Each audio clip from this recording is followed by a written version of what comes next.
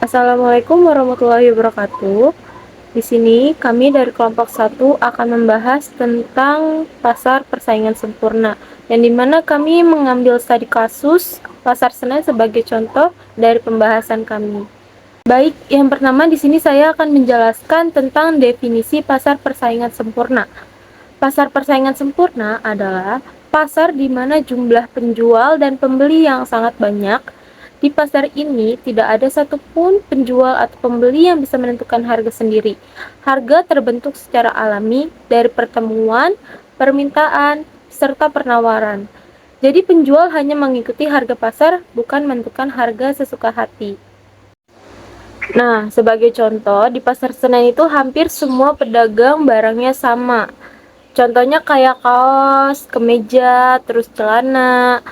Dan karena pembeli ini lebih pinter ya, karena mereka tuh tahu harga pasaran itu berapa standarnya gitu. Misalnya kayak kaos itu dijual 35.000 sampai 65.000. Terus celana itu harganya start dari 45 sampai 85 gitu, 85.000. Nah, kalau ada satu pedagang yang menjualnya terlalu mahal, otomatis pembeli itu pindah ke lapak sebelah yang harganya sesuai dengan rata-rata pasar. Jadi karena itu penjual tidak bisa menentukan harga sendiri, mereka harus mengikuti harga yang berlaku di pasar. Slide selanjutnya, kegunaan mempelajari pasar persaingan sempurna. Yang pertama itu ada memahami dinamika perusahaan dalam pasar persaingan sempurna. Dengan mempelajari pasar persaingan sempurna ini, kita jadi bisa tahu gimana sih perusahaan itu bertindak, terus ngambil keputusan untuk produksi di tengah pasar persaingan yang ketat. Pada studi kasus pasar Senen ini, pedagang itu juga harus menyesuaikan jumlah stok dan jenis pakaian yang dijual karena harga tidak bisa ditentukan sendiri dan banyak pesaing yang menawarkan produk serupa.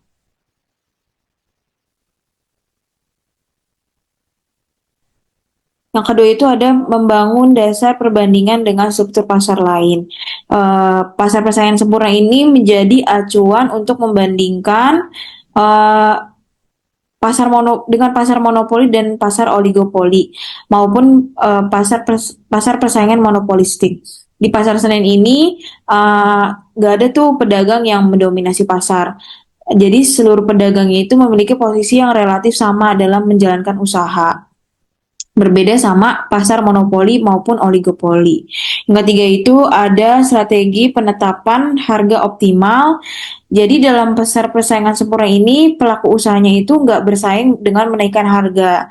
Di pasar Senen, pedagangnya itu lebih fokus pada efisiensi biaya dan meningkatkan volume penjualan agar tetap memperoleh keuntungan pada uh, pada harga pasar yang berlaku. Selanjutnya saya akan menjelaskan bab 3 yaitu tentang karakteristik pasar persaingan sempurna.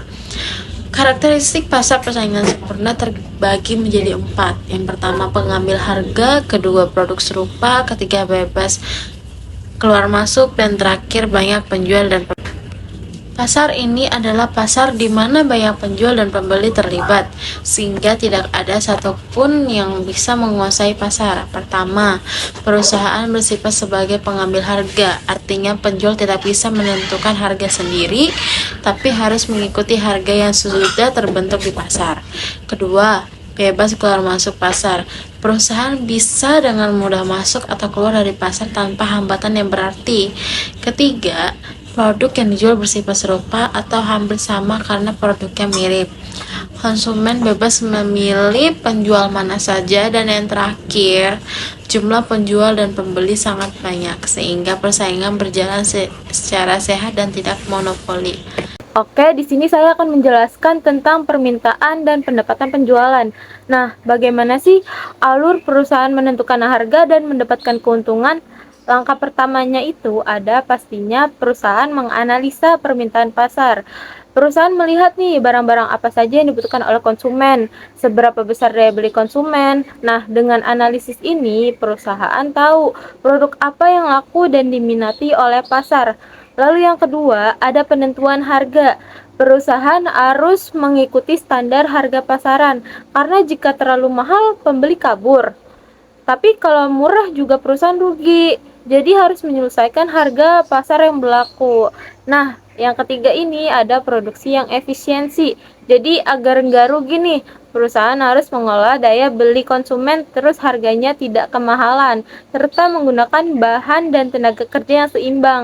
Jadi maksudnya, walaupun harga produknya murah, tapi berkualitas. Tujuannya supaya biaya rendah, namun produk kualitasnya tuh tetap baik. Yang keempat itu ada penjualan produk. Ketika produk sudah jadi, barang yang dijual di pasaran dengan harga yang sudah ditentukan, jika harga menyesuaikan pasar, produk akan lebih mudah terjual dan penjualan meningkat. Tidak hanya harga yang menyesuaikan pasar, tetapi juga dari cara penjual menjual produk tersebut tuh seperti apa. Jika penjualnya ini ramah, maka pembeli dengan senang hati membeli produk tersebut. Lalu yang kelima ini ada keuntungan maksimum. Jika semua langkah sudah dilakukan dengan baik, maka perusahaan akan mendapatkan keuntungan yang maksimal. Kurva keseimbangan.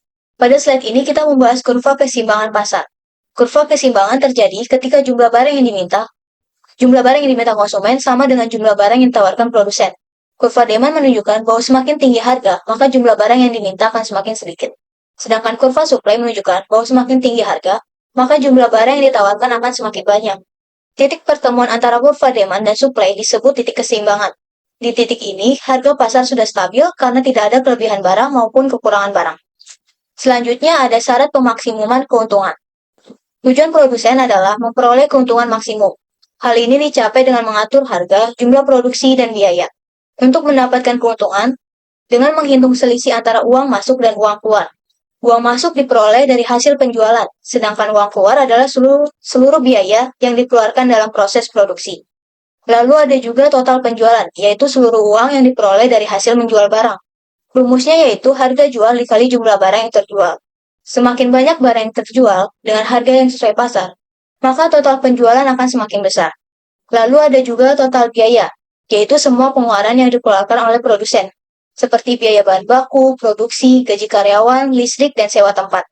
Jika biaya ini bisa ditekan tanpa menurunkan kualitas produk, maka keuntungan akan meningkat. Contohnya, jika total penjualan sebesar 5.000 dan total biaya sebesar 3.000, maka keuntungan yang diperoleh adalah 2.000. Jika produsen berhasil menekan biaya menjadi 2.500, maka keuntungan akan meningkat tanpa harus menaikkan harga jual. Sekian presentasi dari kami, terima kasih.